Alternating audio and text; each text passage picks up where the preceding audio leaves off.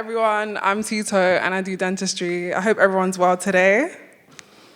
Okay, so my presentation is on sickle cell anemia, so we're just gonna start. Imagine something as simple as blood, the thing keeping you alive, becoming painful, unpredictable, and unbearable. This is some people's lives every day. This is sickle cell. Here is a picture of me and my dad. Believe it or not, I know I look light, but that is me. But he died when I was 7, and when my brother was 4. At the time, my dad was he wasn't like unhealthy. Well, he didn't look unhealthy. He was fine. He did all his daily activities. As in, you would never think this guy was sick, or at least at the age I was, I never thought he was sick. However, I got to like a couple months after my birthday that I noticed that, okay, he was going to the hospital, he wasn't coming back. It was like, okay, what's going on with dad? So me and my brother, after a while, we got taken into care. We're like, okay, he's gonna be gone for a while. So we went to the hospital. I remember him saying to me, "You're gonna be okay." I asked him, "Dad, what's wrong?" He was like, you're not gonna understand, you're gonna be okay. I'm like, okay, fine. I went home. He died the next day. And I remember my mom saying, it's sickle cell. Obviously, at the age of 7, I was like, sickle cell, like, it's either, he's either dead or alive. I didn't really care about sickle cell at the time. But as time went on, I was like, okay, what is sickle cell? I wanted to find out more about it. I was confused about it. So essentially, I did my own research, and that's how I got here. So what is sickle cell, you may ask? Sickle cell is a disease that essentially affects your red blood cells. Instead of being a circle-shaped and flexible shape, they're more rigid. They struggle to carry blood through the vessels, and essentially they get stuck and clumped together.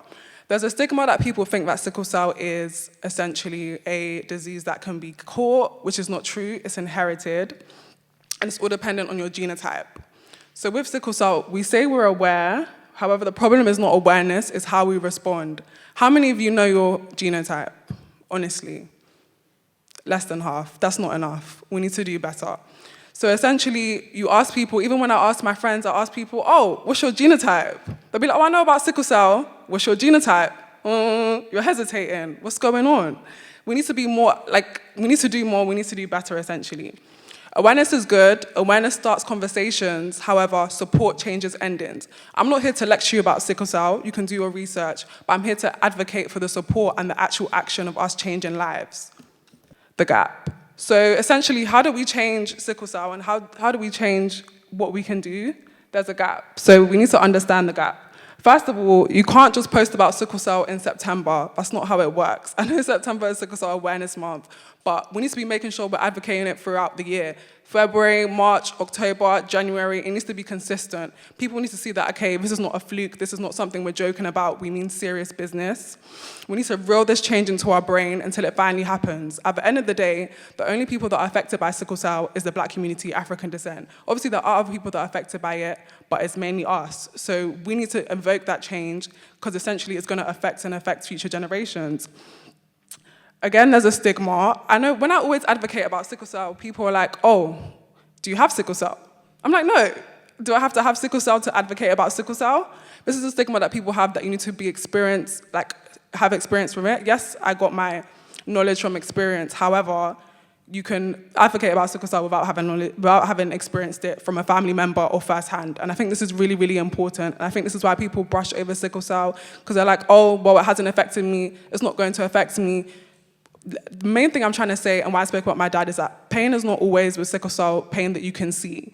People may be having silent crises that you may not know about behind the scenes. It could even be me that has sickle cell standing up here, and you would never know, because essentially it's not a pain that is always a visible injury.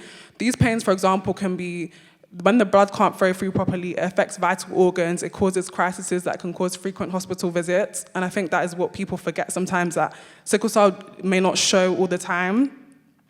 And other gaps, ignorance again. So again, half of you, I'm sure more than the people that put their hand up, know about sickle cell. So why have you not gone and found out about your genotype? These are questions we need to be asking each other and holding each other accountable for in our community. This is why we're failing. This is why people aren't taking us seriously. This is why cures are being found slowly. We need to do better as a community and evoke change. So imagine being in unbearable pain and the person meant to help you doesn't believe you.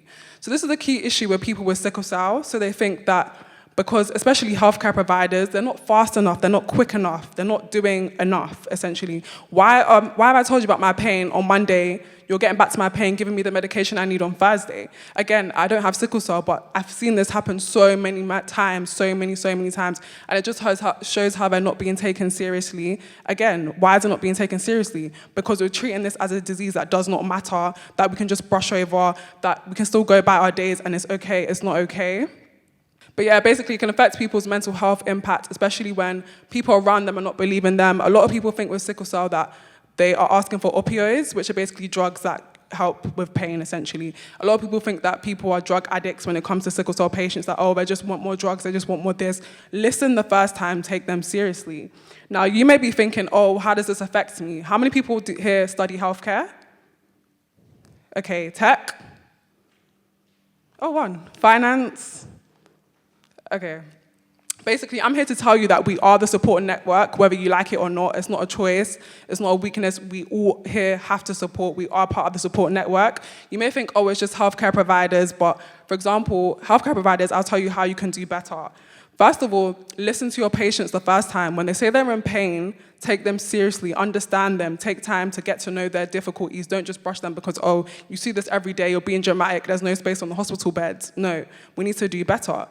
Number two, if you're in tech, for example, create better systems. Create better systems for these sickle cell patients. Make systems that make it faster access for them to access the hospital.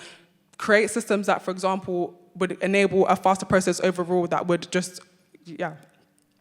And then number three, for example, if you do like teaching or you want to be a teacher, for example, with sickle cell patients, a lot of them, they may miss absence, they may miss school a lot, they may have a lot of absences. A key thing here is to make sure you're making support clubs, talking to them frequently, putting stuff into place to make sure that stuff can be combated when they do have these absences and that you're essentially pivoting your teaching to them as well.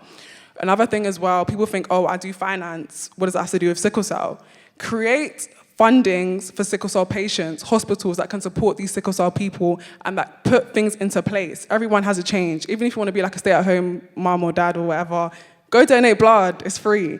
Everyone has a role in this sickle cell disease and this sickle cell change and community. Obviously, don't treat sickle cell people as outsiders, outcasts, but essentially ask them, check in, like, a little, how are you? Even if you may not know, essentially, ask them, how's everything going? Don't treat them like an outcast, I think, is the main thing. Our role, believe them, treat them urgently, fund them properly, care in October, care in January, care all year. So again, the key message from this is that awareness starts conversations, support changes endings. And that's what we really need to reel into our brains, and that's what I want you to change. Also, by the end of the week, everyone should be going to find their phenotype, genotype. I'm not kidding. Like, it's serious business here. It's our future generations that are at risk, and we need to implement these from now and create change. Thank you for coming to my TED Talk. Oh, give blood. Scan the QR code, please, in your own time. You have to zoom in. Thank you.